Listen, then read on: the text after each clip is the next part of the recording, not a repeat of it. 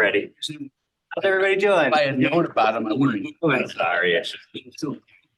I mean, there weren't any linked on the. All right, opening question. This is again, hi, Commissioner. I know, but I'm dipping into the tactics. What does the Mishkan have to do with Shabbat? Because if you look at one of the first verses in Vayakhel this week's Parsha, it is a commandment to remember and keep Shabbat. But then it goes on to be how to build the tabernacle, the portable sanctuary. So what does one have to do with the other? Why begin a Parsha on building the tabernacle with remember and keep Shabbat? You and I had this conversation on Thursdays. Some Go ahead. mitzvot take precedence over other mitzvot. Good, okay. And Shabbos takes precedent over everything except health. Good, so you're already dipping into the Rashi, which we're going to get into, which is that some mitzvot take precedent over others. In this case, Shabbat takes precedent over building the Mishkan, the tabernacle, so that you can't build the tabernacle on Shabbat. Or you have to stop, right? So that's a good answer. So maybe. But on the other hand, isn't there also another, I don't know what you call it, minhag halakha? Yeah, that's what I thought. Isn't there also another mitzvah or halakha that says you can't stop one mitzvah to do another mitzvah? Yeah, there's osek b'mitzvah, patur mina mitzvah. If you are busy with a mitzvah, then you are exempt from performing another mitzvah. If you've started building the Mishkan, wouldn't you continue then? Well, that's exactly why this needs to be discussed, because you might think that if you are busy building a Mishkan and then Shabbat rolls around, keep building the Mishkan because you are busying yourself with a mitzvah. However, God doesn't want us to make that mistake. When Shabbat comes, Shabbat is supposed to supersede the building of the Mishkan. Couple comments. Earlier. Let's go, Larry. Sheila, go ahead. I thought that the 39, whatever they're called, the things you can't do on Shabbat were based on things specifically that they were building for the Mishkan. Exactly right. Because you can't do, that's how they define the work, was the work that was being done for the Mishkan. That's exactly right. So that is another very important parallel to Shabbat and the Mishkan, which is that malacha, the word for labor, work, it actually doesn't just mean any work, right? There's a misconception that Shabbat you don't do any work at all. But the truth is, hey, nice to see you, Shabbat Shalom. The word is malacha, which means skilled labor. What you're prohibited against is doing skilled labor. What is skilled labor? The rabbi says it's the labors that were used in the construction of the Mishkan, which also uses the word malacha. So that's what the word is. So for instance, you might say to yourself, really, I can't tie a knot? I can't tie 2 knots on Shabbat? That's not work for me. You know, that's easy. I don't even break a sweat, right? I can tie but because that was a labor, that's a malacha, that's a skilled labor that went into the work of the Mishkan, that is considered asur on Shabbat, prohibited on Shabbat. Okay, great. So go ahead, Larry. Yeah. The other way that it relates to the Mishkan is in the building of the Mishkan, you're building a home for God where God can be present and, can dwell within. And on Shabbos, you try to let God in, to have a communion with God, let God in. So it's related in that way. Okay, beautiful. So I'm going to repeat that just in case people couldn't hear on Zoom or in the other half of the room. But so Larry is saying that on the Mishkan is a sanctuary for God, right? God says, "Shalchanti Mishkan," that I may dwell within, right? Build me a Mishkan that I may dwell among you, betocham. Asuli mikdash v'shalchanti betocham. Make me a sanctuary, so that I will dwell among you. And the question is, why is it Shachanti betocham? I will dwell within you. Within each of us. Why exactly? Why wouldn't it be bo? Make me a Mishkan and I will dwell bo in it. Or betocho even, within it, singular. But it's betocham, that I may dwell within you. So what Larry is saying, maybe the connection here is that what we're really dealing with this week is how do we create space for God? Is it a literal sanctuary? Or is it your heart? Is it opening a place in your heart where God can dwell? Good. Elliot and This, Sheila. to me, brings to mind something that I'm quite focused on these days, that is time and holiness. So like Havdalah, separating the holy from the mundane, that we're taught that we sanctify time and not space. So how does that would seem contradictory in terms of the Mishkan? Are we sanctifying that is a place in space? Right. Could you explain the contradiction, please? This is literally where we're headed. So I'm glad these are the perfect segues. All of the things you brought up are the texts that we're going to dive into. So that we're going to talk about Havdalah. We're going to talk about what does it mean to sanctify time? And if sanctifying time is the ultimate goal, what is with this whole chapter and multiple chapters that are so specific about what it takes to make a sacred space? If it's all about sacred time, why bother with so much on the details of sacred space? As people get older, they become more aware of the finite nature of time. Yeah. To a kid, one day can seem like years, Right. but to those of us who are 39 or so, we may be more aware of that. Elliot, our time is finite, but the world's time or the universe's time is not. Oh, I'm not sure about that. Or God's time is not. Yeah. Well, Maybe the Earth's time is. Well, you could say, right, you could say that the universe is infinite. You could say that our lives are finite, and you can say that if we're not careful, our ability to live on the planet is also finite. But I think we still live in an infinite universe, so that holds. Yeah.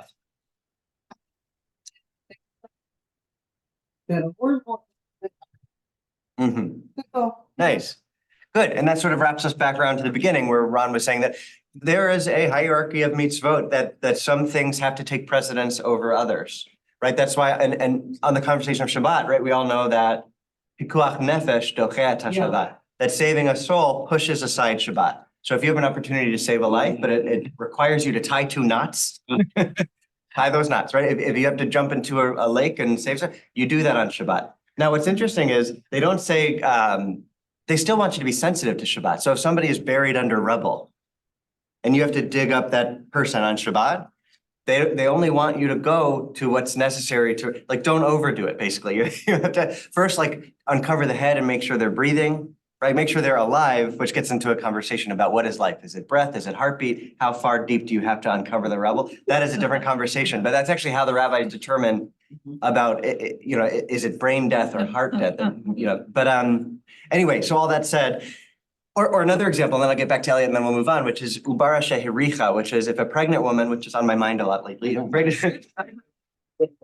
if a pregnant woman smells a cooked dish on Yom Kippur and she gets overcome with extreme hunger to the point of fainting, what do? Because obviously. I thought a pregnant woman was supposed to eat anyway. Exactly, but this is how we're getting there. The rabbis, this is where it comes from. This is the source material that informs that decision that women that who are pregnant should eat on Yom Kippur. But here's what they say. They don't say because you're pregnant, go ahead and just eat what you would normally eat and you can gorge like you have a free pass. At least according to you should do what you do. I'm giving you permission to do that if you're pregnant and you need to do that on Yom Kippur. But according to the sources, the rabbis say first what you do is you take like a pipette and you just take like sauce of that cooked dish and you feed her just the sauce of the cooked and see if that returns her to health. And if that doesn't work, then you can go further. And even if it's not permitted, like if it's like not kosher, right? If it's an extreme situation, then you can because of pikuach nefesh. But you can see there's a hierarchy. It's not just black and white, right? There are shades of gray and gradations. Go ahead. I had a discussion with a somewhat religious artist who was son of an Orthodox rabbi. I think he's veered away from practice somewhat, but anyhow, I said, if you go to bed at night, is it malacha? Should you not be thinking of your next creation, which is physical work, your next piece of art?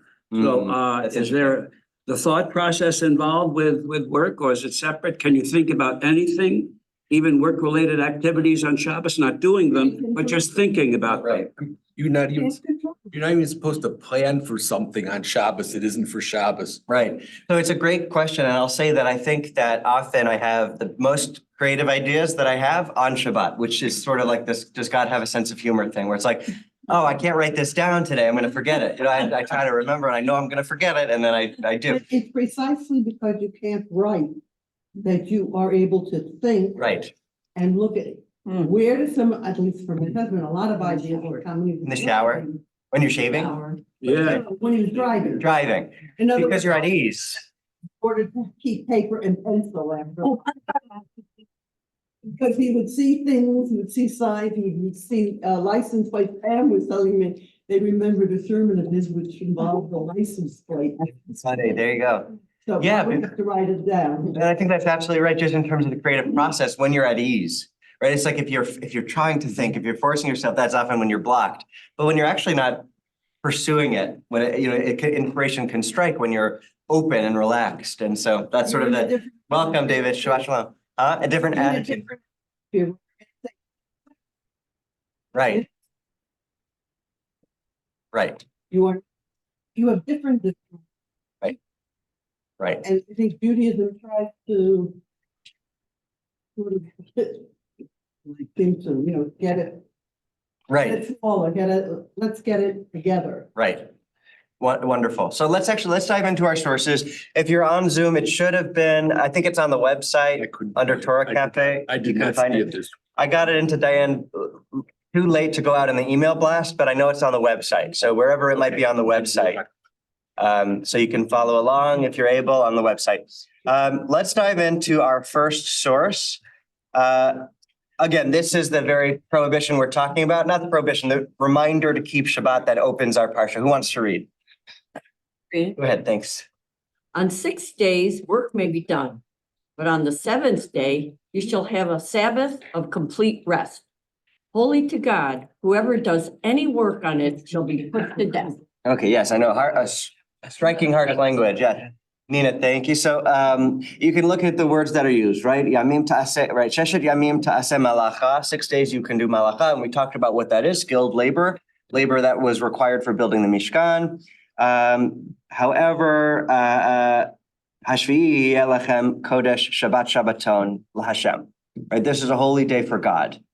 So you don't do that work. Yeah, in the You pause. Hebrew, it's interesting. It says Shabbat Shabbaton. I mean, it's using the same word to explain itself. Right, which is usually emphasis when it's a doubling, right? So this is a special, and we're talking about what is the separation? Is it a separation in time or in space, which we're gonna get at, and how it's both? Okay, It's sort of a sideline, and I don't know the answer, but Shabbat, Shabbaton, it's an emphasis, okay? But in welcome, Hebrew- Shabbat Shalom. In Hebrew, we have the emphasis. Mhm. In English, we wouldn't do this. Right, In English, this is considered, what's the matter? You don't know any more vocabulary? right. Yeah, redundant, right? But the And in Torah, we don't Hebrew- believe is in redundant. Hebrew, we like the redundancy. Exactly. Did you need an extra source sheet over there? Oh, no, I did not. Here you go. Sure. Rabbi, Yes. is Yom Kippur referred to as Shabbat, Shabbaton? It is the Sabbath of Sabbaths. This is right. Okay. Shabbatot, Shabbat Shabbaton. is that the same thing? I think it is. Let's Shabbat. Yeah, but this is Shabbat, Shabbatot, Shabbat. It must be. Maybe it is Shabbat Shabbatot. Because No, it might be. It's either Shabbaton or Shabbatot. I'm not sure at the moment, but right, that is considered the Shabbat of Shabbats. And were people actually put to death? Yes, I can think of one example.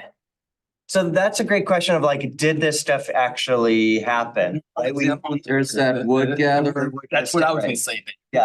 So there is an instance of somebody who is in the Torah, it's recorded, of somebody who went out to gather sticks on Shabbat and was stoned for breaking Shabbat. And it's troubling. And you say, well, what was going on there? Was it like a pointed intentional desecration of Shabbat, not like just a casual, like I am actively doing this in order to break Shabbat? Yeah. We know that the rabbis take what's in the Torah, right? And they really tease it out and say, well, what does God actually want here? And they make it virtually impossible to enforce the death penalty. We know that Israel has only ever done that once, and that was Eichmann, right?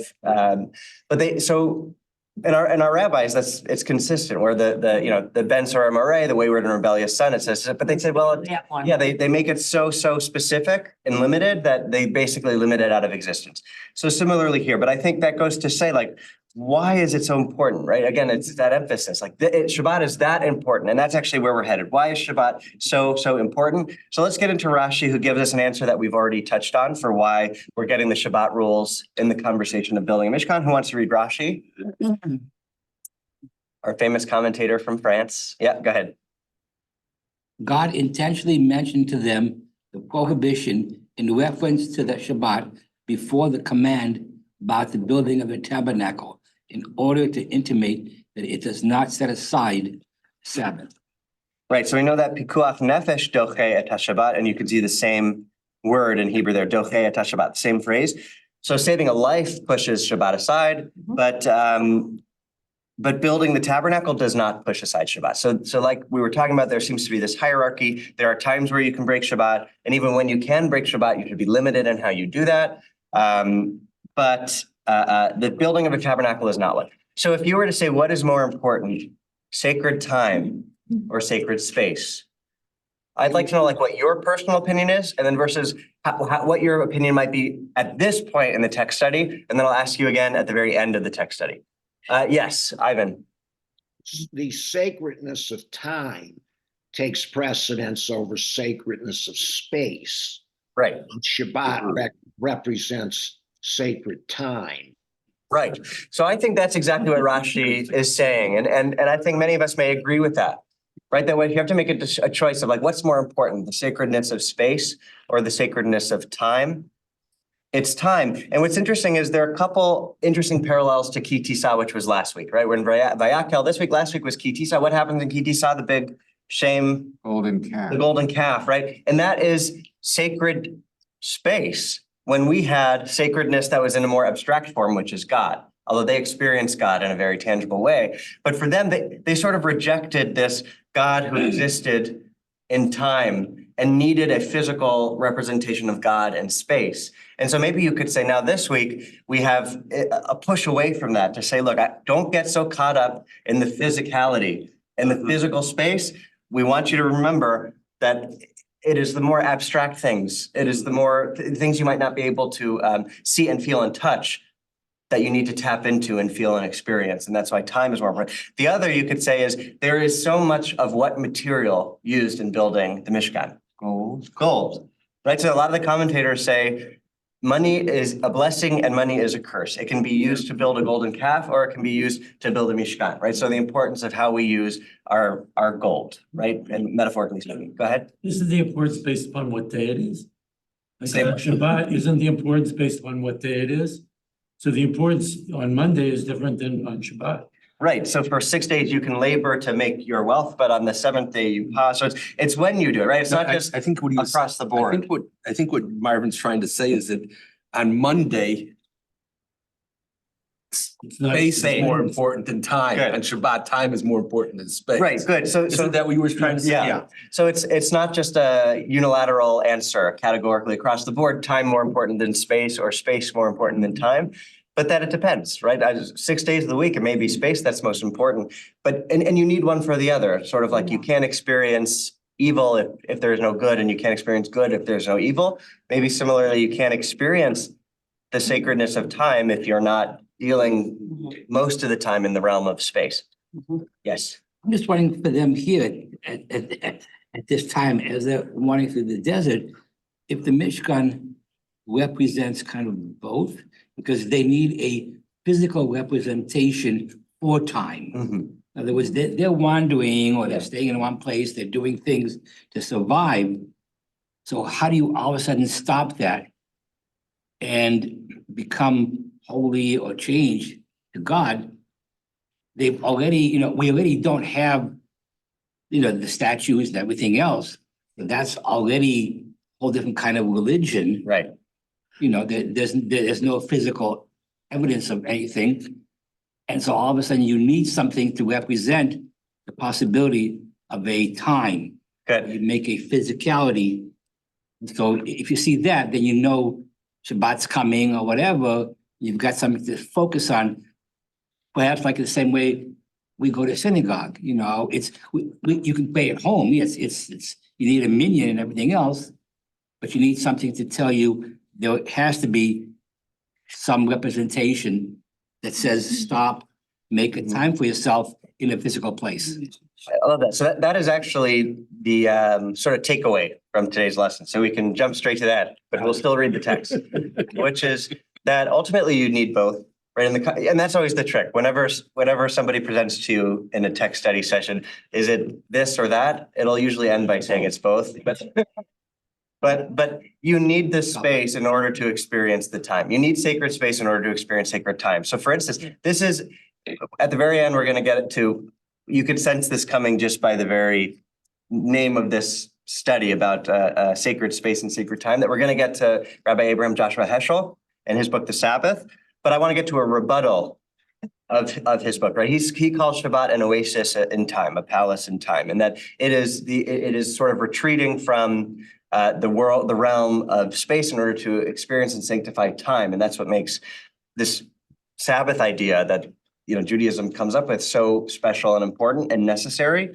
But then Julie Shulevitz, who writes about Shabbat, she's a contemporary author who writes about it, pushes back on him and says, but that's not enough, because you can't actually experience Shabbat as an island. Like you can't, it's too much pressure to put on any individual to just keep Shabbat wherever they may happen to be and say, okay, it's Shabbat. I'm now snapping into this sacredness of time mentality. Here I am as an island keeping Shabbat. She said, you can't do that. You need a community. You need a synagogue. You need a neighborhood of neighbors coming together for Shabbos lunch. Like you need people like this to come together, and that often is in a space to create and feel and tap into sacred time. And that is the first word of this week's parsha, Vayakel.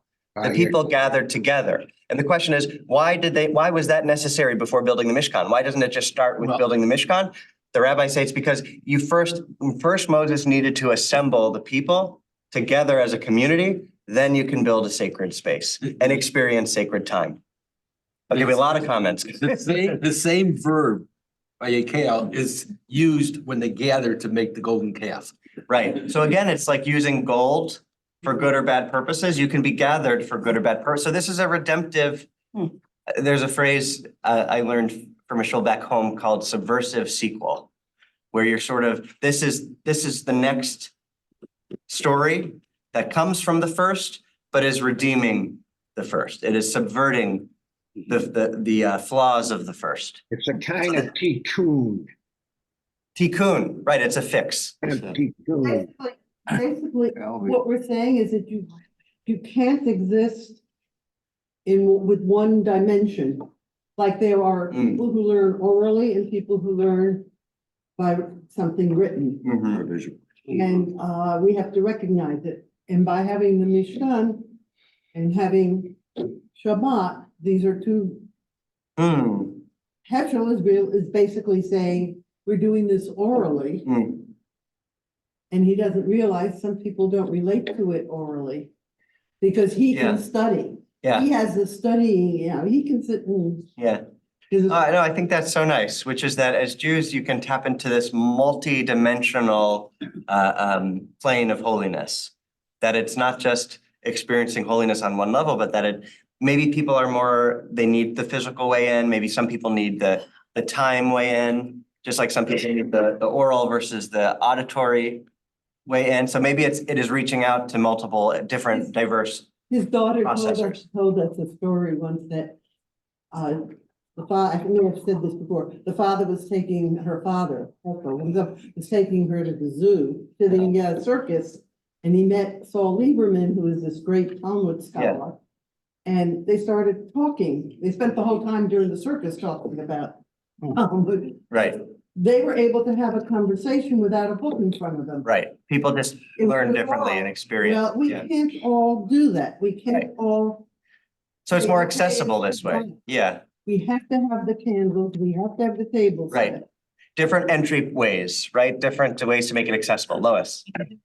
that I'm thinking about during the pandemic when we were all home on Zoom, watching, for a long time. The first time we came back into the synagogue and we got the Torah, and it was just like a moment of, it was like such a feeling of like, this is like so amazing. Right. That I've never had before, because you were without it for so long, because you see it on Zoom, but it doesn't mean anything. I mean, not that it didn't mean anything, but to physically touch it and to be in community too, it was just an amazing experience. I'm sure many people I would think felt that. Yeah, I think that's super relatable. I that think there's just voted for not having Shabbos so often. right. Something we look forward to. But that this sort of you can experience, and I want to be sensitive to those on Zoom who may, for your own necessary reasons, are maybe feeling like you're not able to tap into community this week and feeling like, hey, I'm still experiencing Shabbat, and that's good, and that's one of the benefits of Zoom, to give you this connection. But at the same time, I think we can all say that we probably are able to tap into that feeling of sacred time and space in the presence of a community, in the physical presence of a community. That's not to say you can't, if you're unable to be in literal in-person community. But I do think it feels different. And I think most people would say it feels different. Yes. There's a famous, I don't know what to call him, anti-Zionist or counter-Zionist, George Steiner, who died recently in Europe. And his writing suggests that Jews, if they can tie in with the textbook, our homeland is not space, Israel, our homeland is the holy text. A lot of people would disagree with that, but he died within the last year or so, written extensively, George Steiner. No, I'm familiar with him and with that piece, and it's a really interesting thesis, which is sort of, and pertinent to this conversation about like building a place for us to dwell. His argument is that Jews survive as a people of the text.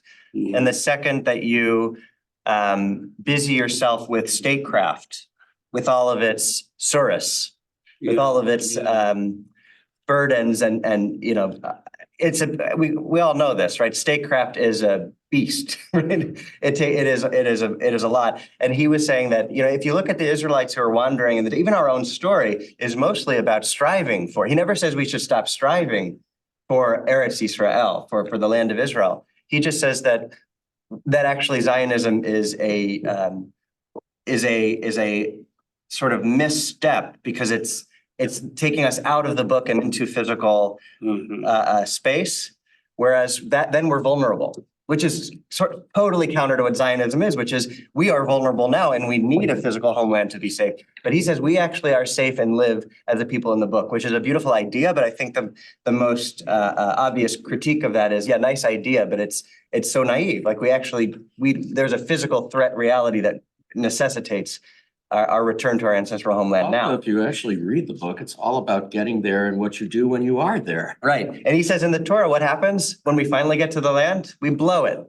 Right. And we're kicked out. So really it is, we are a people who live in the book, and we're a people who live in the striving, but never in the arriving. And so that was his critique, which is interesting. So he doesn't think Mashiach is ever coming. I guess not. Or that we should, somebody was saying, she's an Orthodox Jew, and she says, Mashiach always got me because I can't wrap my head around it. I can't believe in a physical Messiah that is coming. But Maimonides says that is one of the 13 principles of the faith, that you need to believe that in order to be a Jew. So for her, she really wrestles with that. And she says, but then I had an epiphany, which is, it only says that the principle of the faith is to believe with a perfect belief that the Messiah is coming.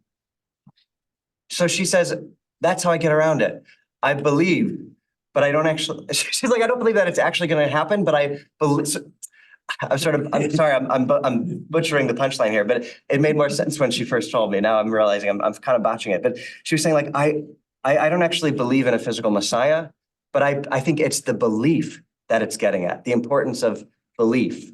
So I believe in belief in the Messiah. That's sort of how she did it. I don't believe in the Possibility. Yes, I believe in a perfect faith. That I believe in a Messiah, but I don't believe in a Messiah. I believe in belief of the Messiah. I just don't believe in the Messiah, was sort of her point. Okay, this is a beautiful diversion, but I want to get us back. So next we're going to dive into the Chafetz Chaim, who is a 19th century from Belarus thinker and commentator. So who wants to dive in to his comment here on this verse from Vayakel? Go ahead. Thanks, Larry. Shabbat is equivalent to all the other commandments in Torah.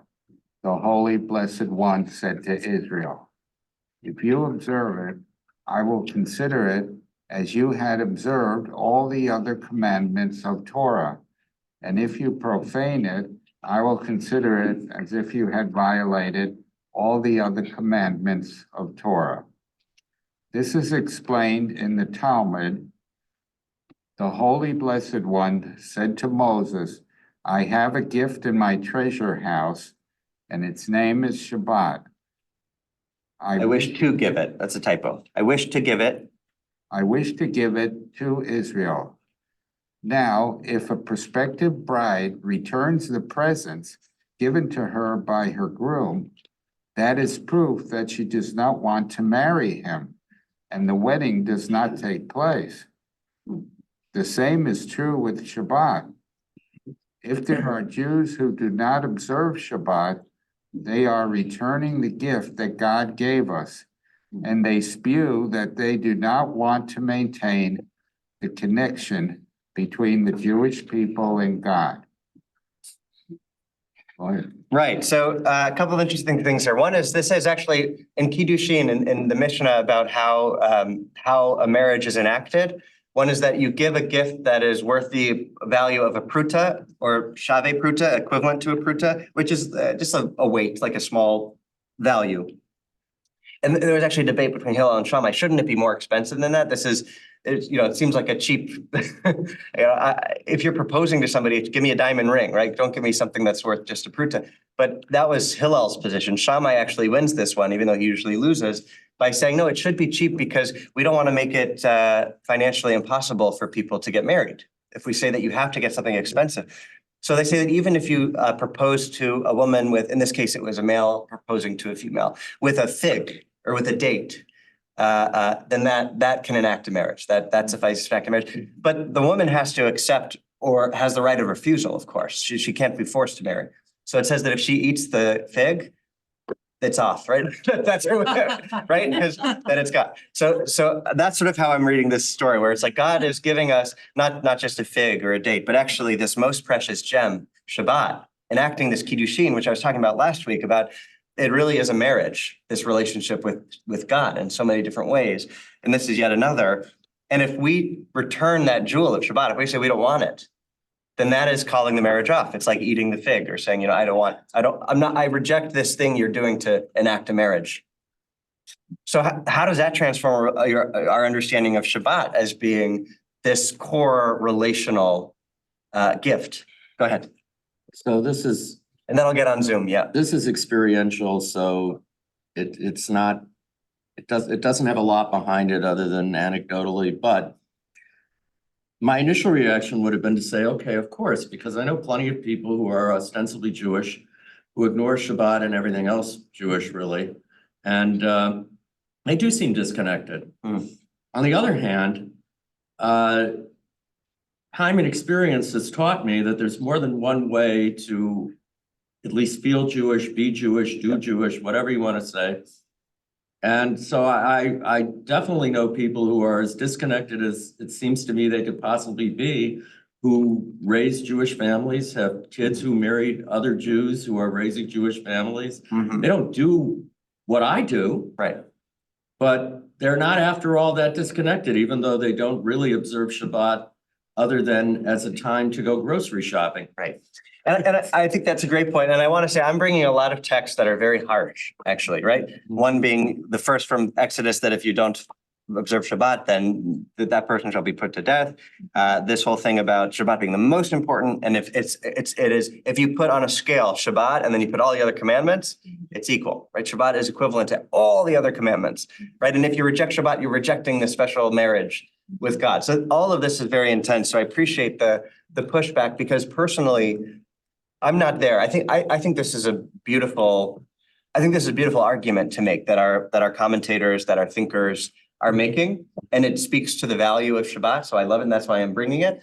But I think there are, just like Sheila was saying, some people are auditory, some people are, are visual. Similarly, I think to be a Jew, it's multiple points of entry, right? Shabbat might not be your thing, but there are so many other pillars of being a Jew and of being an active and engaged Jew. So if you're asking for my personal opinion, I love Shabbat. I recommend it to anybody highly, but I do not go as far as these texts I'm bringing to say that it is what makes or makes your Jewish. And just to conclude my thought identity. also, I think it's also, for me, it was quite humbling really, because I thought maybe I had the answer. And maybe there isn't the answer for everyone, and you can't impose this. You can exhibit, if you will, the beauty of Shabbat. You can talk about how recharging it is to get off the treadmill once a week. You could talk about being in community and acknowledging God and the beauty of that. And maybe you'll be persuasive and maybe you won't. But for me anyway, what was humbling is that somebody else's way isn't necessarily the wrong way just because my way is different. Right.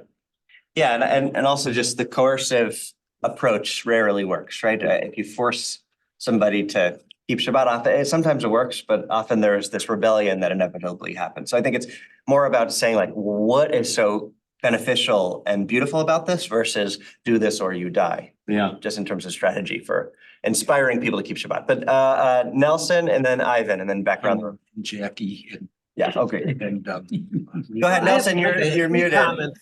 Oh, go One ahead. is- Okay. I just reject the idea that I can ignore someone who's dying just to keep Shabbat. No, so do the rabbis. All the other mitzvot. No, so do the rabbis. Pikuach nefesh doche et Shabbat. Saving a life pushes Shabbat aside. You're not supposed to ignore somebody who's dying. You ignore So Shabbat. the Eitz Chaim is wrong in saying that Shabbat equals all the other mitzvot. Oh, I Just on the see. face of it. Got it. Yeah, the Hafetz Chaim is saying it's equivalent to all the others, but you're saying Pikuach nefesh. But Pikuach nefesh is actually a rabbinic concept. So I don't know if he means that it doesn't. I don't know that he would disagree with Rashi, for instance. Or actually, no, Rashi doesn't talk about Pikuach nefesh. I don't know that he would disagree with you.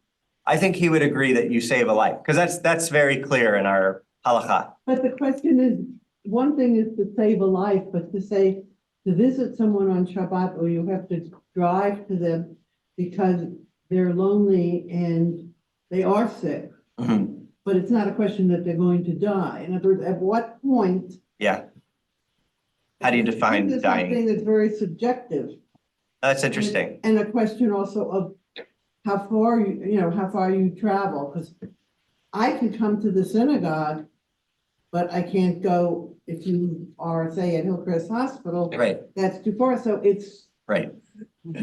what's important. Everybody has their own interpretation Right. of what's important. Right. I Exactly. mean, you have it, people tell me, well, that's not important, Rabbi. Yeah, it to a certain extent it is. It's not just black and white, it's subjective. It's hard to define. Ivan and then Jackie. No, I have two more Oh, comments. go ahead, Nelson, finish, yeah. The second comment is that for someone like the Eitz Chaim, he's so orthodox, he would reject what we're doing. And he would say that we've rejected Shabbat. That's right. I know he didn't have the opportunity. He lived before computers, but Right. I'm assuming that. And the third thing is a metaphysical question. Is Zoom sacred space, sacred time? That is a great question. Yes. There's a CJLS, our conservative Jewish law and standards body. They wrote a tshuva, published an answer to questions that is, it was a while back and it was called, I think, It's within the last 4 years. hooked up to the Kadosh Baruch Hu, or like connected, talking about internet use and obviously recently with Zoom and a whole other stuff, much more updated stuff. But I think that's a great question. What is the medium of Zoom? Is it time? Is it space? So I think, but that gets back to like, what is Shabbat? Like the Chafetz Chaim would say that I don't observe Shabbat correctly. So I am returning that gem, or that the people in this room are, the conservative Judaism. So at the end of the day, I think it comes down to how do you personally feel in relation to your Shabbat observance? Like, is it meaningful to you? Are you setting a day aside? Do you feel like you are achieving what our tradition, what God says God wants out of Shabbat? And if so, I would argue you've done it. Good. And I think it is important and consistent with conservative Judaism to hold space for flexibility and multiple experiences of a thing instead of a black and white, this is, even in Orthodoxy, there are still going to be complications, but it's much more in lockstep, I think. This is what this is what you do, this is what you don't do. But here, I think in our space, it's much more fluid. But I think I think at the end of the day, intention matters.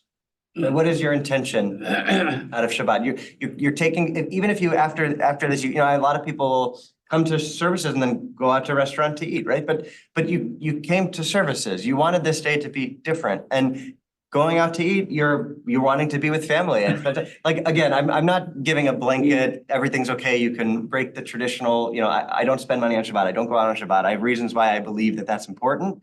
But I would never shame somebody for doing those things who is trying to tap into a Shabbat. So They're I'm eating okay with shrimp it. at that restaurant where they're after going to services. Yeah. And again, it's, I actually had this recently at a funeral where somebody said that, I said, so what are you gonna do now? And she said, I'm gonna go to her favorite restaurant and have her favorite thing in honor of her. And I said, that's great. And I shouldn't have asked what it was, but pork chops, But it's like, again, Too much. I know. There you go. But so yes, I am bound by halakha. There are things I do and I don't do, but I think if you are trying to tap into the sacred time and space of Shabbat, I am not going to be the one to say that you're doing it incorrectly. I want to move on to, because we have so many more texts and not Jackie and Nina, and then we're going to move on. Yeah. Okay. One, I have always felt, just on an intellectual level, whoever conceived the idea of Shabbat was brilliant. Yeah. That was such a brilliant thing but it's difficult to do a lot of the things in Judaism that require abstract thinking. And as human beings, many of us need the solidity Nice. of something to grab onto, whatever it may be. Mm. But as humans, we also have the ability to transform things into Shabbat or any other abstract that makes life better. I love that. And I think in the context of Ki Tisa followed by Vayakel, golden calf followed by tabernacle, it's this idea that, well, we actually do need physical things to latch onto to help us get to the abstract ideas of like the brilliance of Shabbat. But it can't be the golden calf. It's got to be the Mishkan. So God is giving us, it's sort of like, I think, kashrut, which is God wants us to be vegetarians in the Garden of Eden. We say we want to eat meat. God says, okay, you can eat meat, but don't eat these animals. Right. So it's sort of like a concession to human need, but as a bridge to where we're supposed to get. Okay, who else was going? And yeah, go ahead. A question, the last sentence Shabbat shalom, welcome. of the Chafetz Chaim, Yeah. maintain the connection between the Jewish people and God, referring to Shabbat. So if you, for whatever reason, are alone on Shabbat, and observe it, is it, I don't know what the word is it higher or better to communally share Shabbat? Or again, depending on the circumstances and you're alone. So is there a difference, or what is the purpose that we should be together? Yeah, so the Talmud talks about the minyan, the quorum of 10, and it says God dwells when there's a minyan, but then it keeps going and it says, it's sort of like God Abraham debating with God about if I find 10 good people, which is the minyan where we get, right? One of the places where we get minyan. But it keeps going. So God dwells where there are 10 and it goes down, but God certainly dwells when there are 3, but God dwells where there is 1 studying Torah. That's what the Talmud says. Even if there is 1 studying Torah, God dwells in that space. However, I would make the argument that there is sort of a increasing just like you feel an energy, like when you walk into a service and there are only a few people, it's wonderful. It's still, I think God is definitely in that room. But when there is a lot of people and they're singing together, you feel that, right? So yeah, I do think our tradition acknowledges for sure that God dwells in the presence of one studying Torah. But I do think that that presence is magnified or more palpable in the presence of many. So I was gonna bring up Hillel. And that one statement that he made, and I never remember if it's the positive or the negative, but don't do unto others what you find distasteful to you. And I'm saying, there's nothing about Shabbos there. Good. So, right, yeah. And of course, he says that, and I say tzedek, tzedek to your dof. Yeah. There's nothing about Shabbos there either. Right, justice shall you pursue. Right, so he's referring to the Judaism on one foot, that the student who comes knocks on Hillel's door and says, give me all of Torah while I stand on one foot.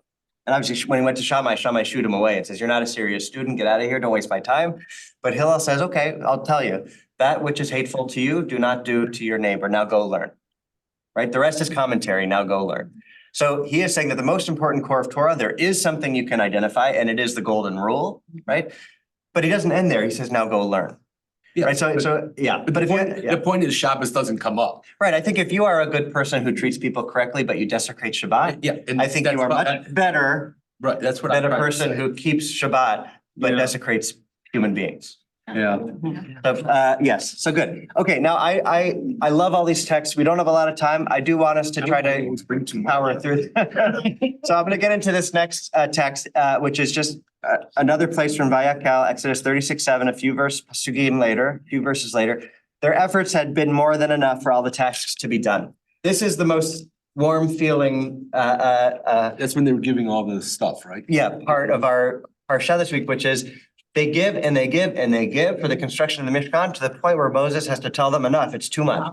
Right, stop, we have enough, which is amazing, right? The fact that we had just worshiped the golden calf, we sunk so low, and now we really is this redemptive sequel where we're saying, here, take everything we have. We believe in this. And they still have so much, it seems. Yeah, it seems like we really looted the Egyptians pretty good. Yeah. Okay, now who wants to read the Sichot Tzadikim? This is a Hasidic commentary. Pretty contemporary, relatively. Go for it. There seems to be a contradiction here. Sufficient implies enough for one's needs, while too much implies more than is needed.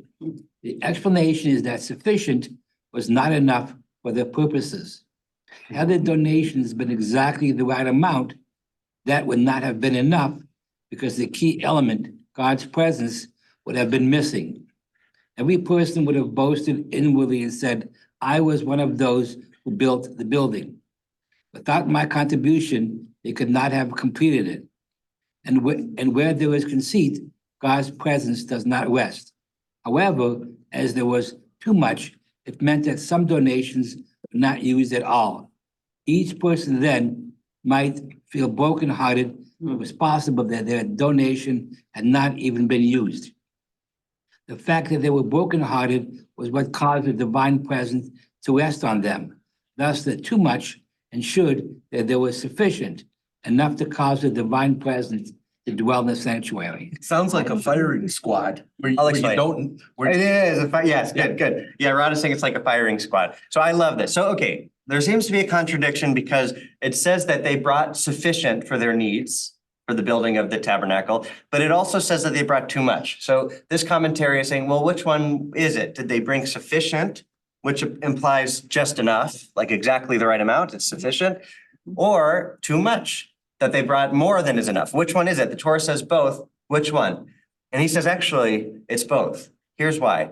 If they had only brought what was sufficient, like the exact amount of what was needed to build the Mishkan, then everybody would go around feeling so high and mighty because they built that. They would point to this thing and say, that was mine, or this came from, I did this. And that would lead to a sense of conceitedness. And God doesn't dwell when you're so full of yourself. I sort of think of it, I go back to this cup imagery. If the cup is full of water, there's no space for anything to get in. If you are feeling so conceited, so full, literally full of yourself, God can't enter into that space. But if it's too much, right, then they didn't use some of the donations. Everybody could say, oh, well, We know that we brought too much and not everything was used. So I'm not actually sure that my donation was brought. And that I'm actually brokenhearted now because I brought something and I wanted it to be used and I don't know if it was used. What if my gift wasn't included in the building of the Mishkan? I'm heartbroken. Paradoxically, that's where God dwells. God doesn't dwell with the conceited, basically. God dwells in a broken heart, which literally is broken and has cracks and spaces where God can get in. So if you're so full of yourself, there's no room for God to get in. But if you're brokenhearted, God can enter. So that. You could also be angry at God and just not care. What do you mean? Well, if I gave too much and I need God to be within me, then I don't need God. I don't, Okay. appreciate what you have, basically. Interesting. Go ahead. Yep. There was no Halpern Hall or gross atrium in the sanctuary. Right. Everything would have to be anonymous because you wouldn't know what was yours, right? The anonymous, everybody meet at the anonymous dining hall and I'm thinking about a whole different thing. I'm thinking about somebody walks into Minion and is the 10th person. Oh, yeah. Talk about conceit. Right. Right. You all. You didn't have a minion, I paid. Right. Exactly. When the 11th comes. Who cares? Right. Right. Ivan, go ahead, Ivan. Yeah. I think that at this point, the idea of donations and contributions is so important because up to this point, the people have just experienced all of these miracles by God. It was all about God defeating the Egyptians and Pharaoh. And then, when he wasn't there, they panicked and built the calf. And now they have finally an opportunity to do something constructive. And these acts of donation, of building a mishkan, of being part of a community that transform the Jewish people, the individual, because now he's doing something he feels good about, something that, as opposed to being dependent on miracles. And right. This is a key to what we learn in this parsha. Right. The beginning of people becoming a productive and to themselves valued individuals. Right. And this was a beautiful sermon given if you're at Men's Club Shabbat for the Cholent cook-off that they were saying, just like you make a cholent and it takes a village and you put this and everybody puts in something to make, that's like the Mishkan. But everybody complained when it was just miracles. That's what they were saying in this sermon, that when God performed all these miracles, it was quickly followed by, and the people complained and the people complained. But when God is actually telling us to be active partners in creation and not just passive recipients of the miracles, but take part in making these miracles, we don't complain anymore because it creates a sense of ownership. Right. You don't complain when you made it. When you made dinner, it tastes better because you put in the effort and you feel a sense of ownership. If somebody else made it and gave it to you on a silver platter, it's easier to complain and say, I didn't like this, I don't like that. That is right. So in building the Mishkan, we are taking active role, but it also is defining what our role is in this relationship, which goes back to God, that Shabbat is this jewel that enacts this marriage. Right. That God wants us to be active partners, not just passive recipients. Shows the transitory nature of a miracle, that it doesn't last, right? That it's ephemeral. It doesn't, it's important at the time, right? But it doesn't last. It's not enough it's not what have you done for me lately? Self-worth.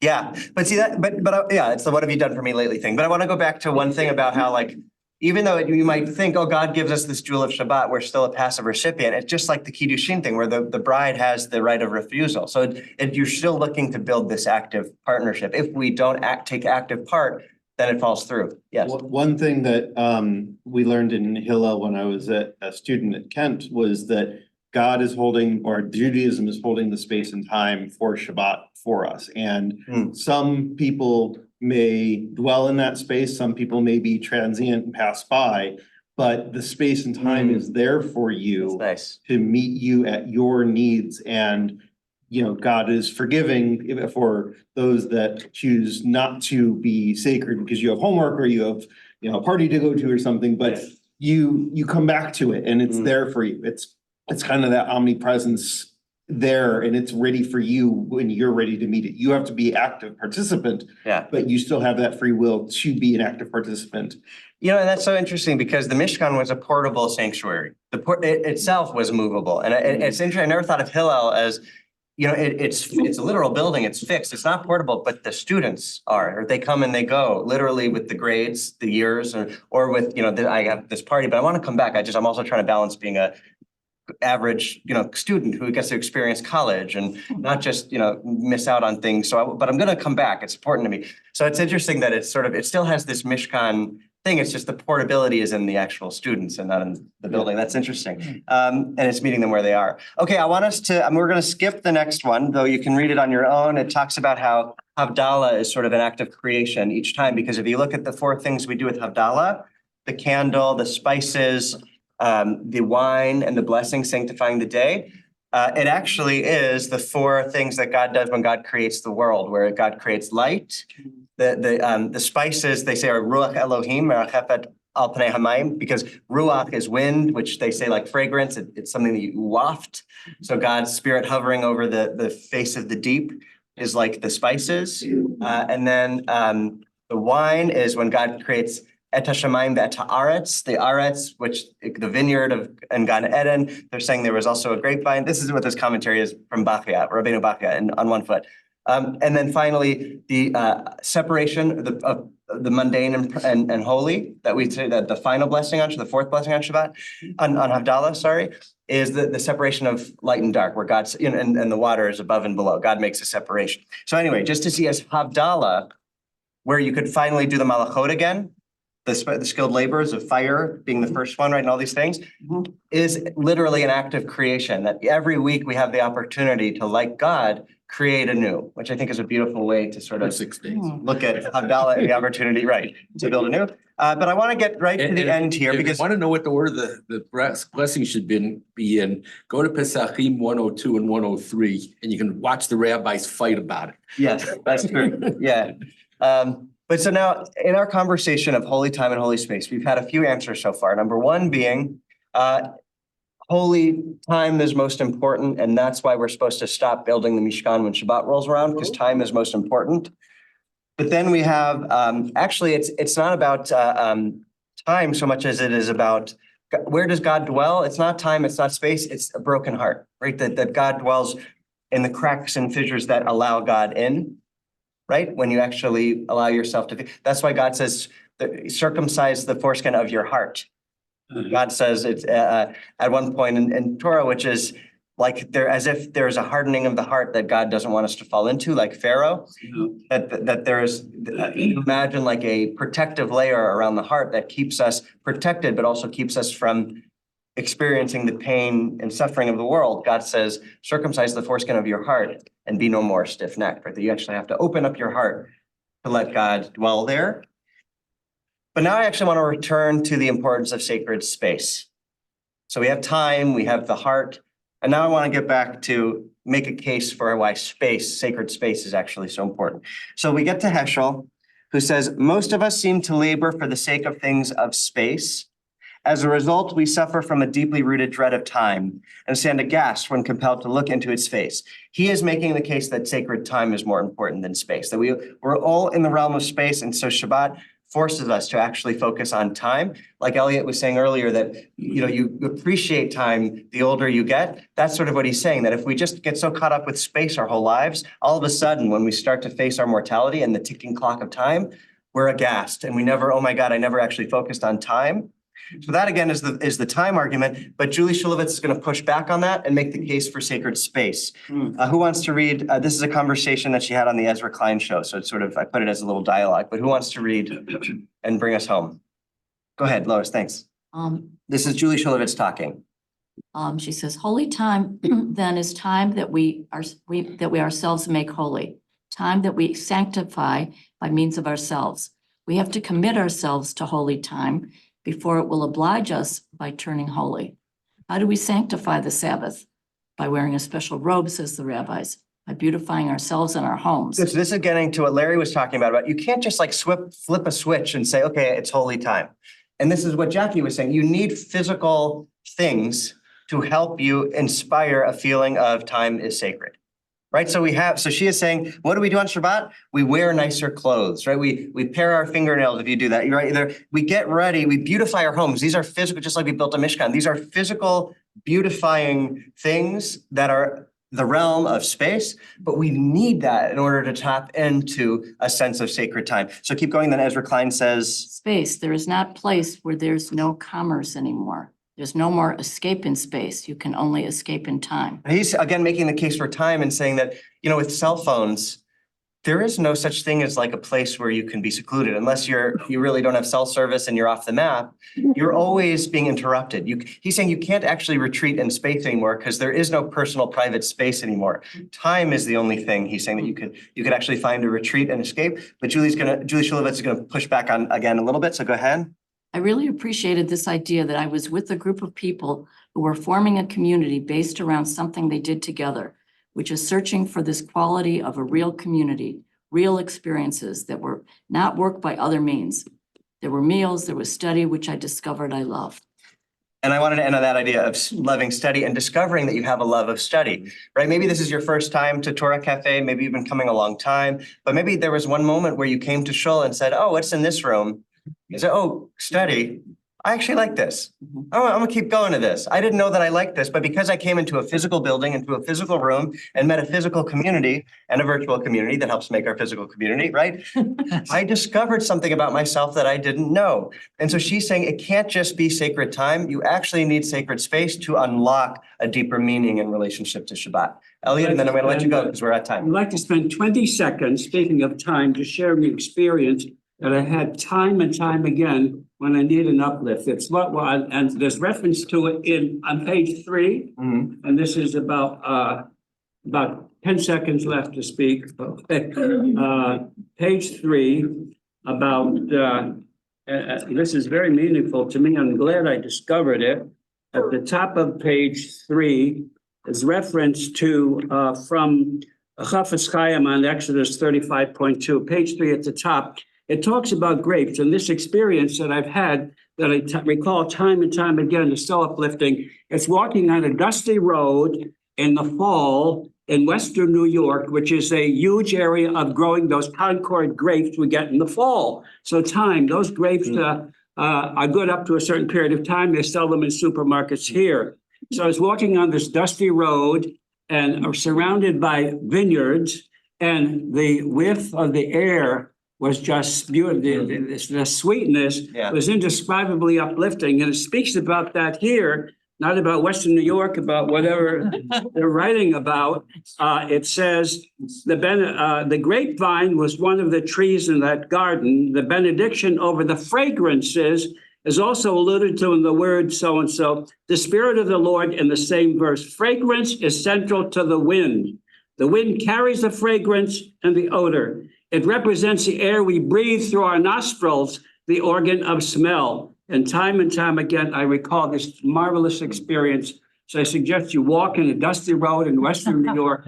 Even more ideal than that would be as you enter on the New York Thruway, as you enter going east toward New York, going west coming toward Pennsylvania. There is a welcome center where you can see vineyards and overlooking Lake Erie at the same time. And to go there during the fall and smell that sweetness of the grapes and see Lake Erie is just marvelous. But thank you. I'll never forget that experience. And when I saw this, that's beautiful. And I think you guys are so funny because this is the Rabbeinu Bachya, which we skipped. But I love that I can try to skip a text and then you can say, no, not so fast. But I just want to say Vayakhel, the first word, this is our parsha Vayakhel, and the people gathered. That again is this idea of actually needing to gather in physical space in order to keep Maybe Shabbat. we should go gather in the sanctuary. Maybe we should go gather in the sanctuary. Thank you, everybody. Shabbat shalom. I have some.